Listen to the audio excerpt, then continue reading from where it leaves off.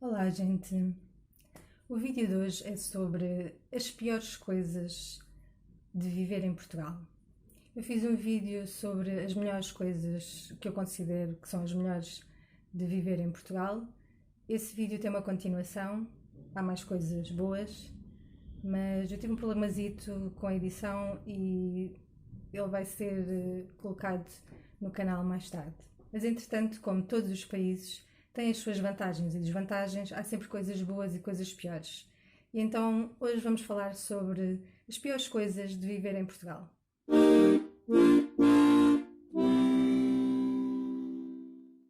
Primeira, a burocracia e as questões administrativas, que são um filme, demoram imenso tempo e às vezes podem ser bastante complicadas. Era pior há uns anos, é verdade, tem vindo a melhorar, mas mesmo assim ainda se demora muito tempo com estas questões. Por exemplo, tratar de algum assunto nas finanças pode demorar uma manhã ou até um dia inteiro à espera para sermos atendidos. Outro exemplo é para fazermos o passaporte ou para tratarmos de alguma coisa na segurança social, por exemplo, nos meses de agosto e de dezembro, pode demorar o dobro ou o triplo do tempo que demoraria normalmente, em termos de espera, para termos uma marcação ou para termos acesso a alguns documentos.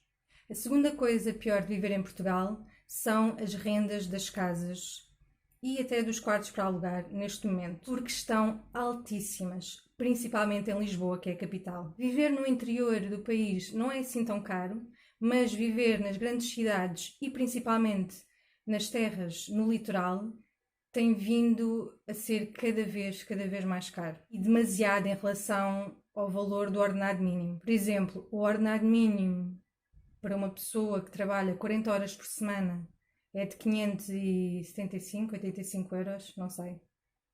Mudou ultimamente, já não sei muito bem, mas pronto, não chega aos 600 euros.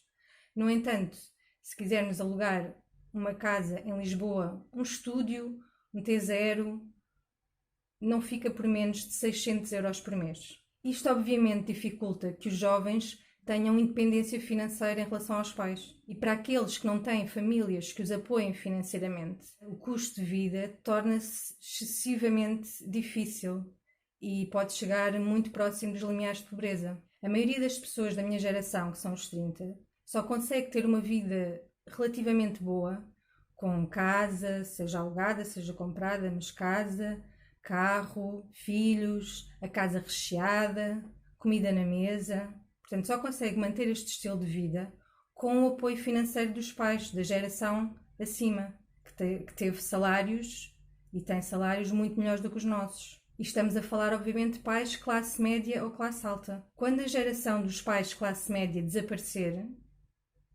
a nossa geração e as outras a seguir vão ficar numa muito maior dificuldade em termos de vida. A terceira coisa que eu acho que é das piores de viver em Portugal é a quantidade de turistas, sobretudo em Lisboa, mas também já está a aumentar noutras zonas, como no Algarve, como no Porto.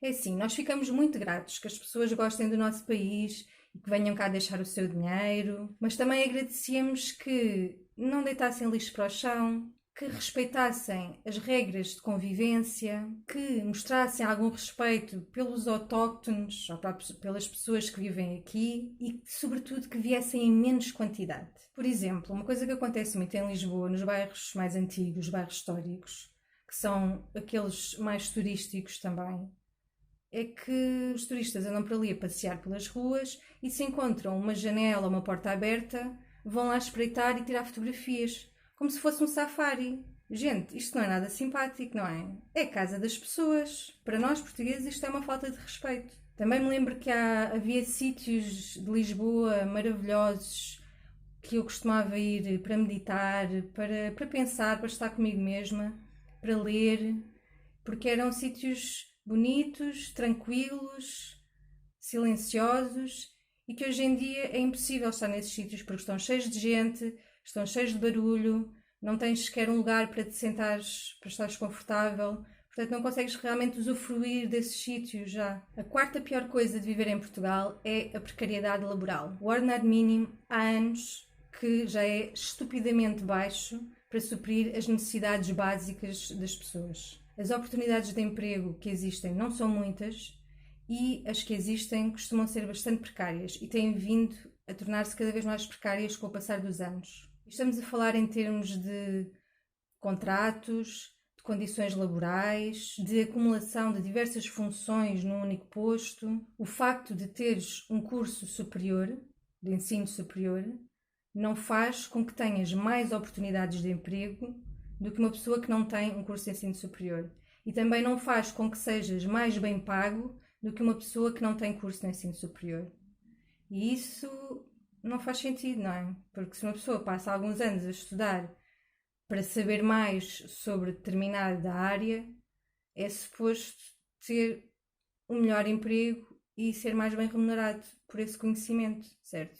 O que acontece hoje em dia é que a maior parte dos licenciados trabalha em empregos em que não é necessário realmente uma qualificação superior e muitas vezes ganham salário mínimo ou pouco mais. A situação piora nas cidades maiores, nas zonas litorais e nas pequenas terras do interior. A quinta pior coisa de viver em Portugal é que é muito difícil ser diferente.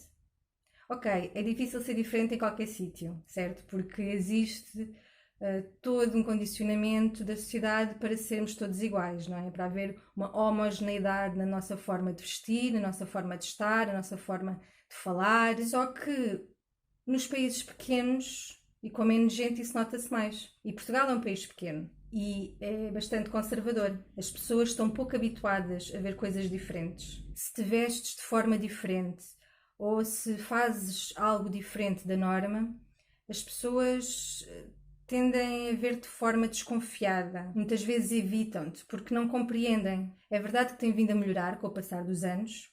Há 10 anos atrás era bem pior.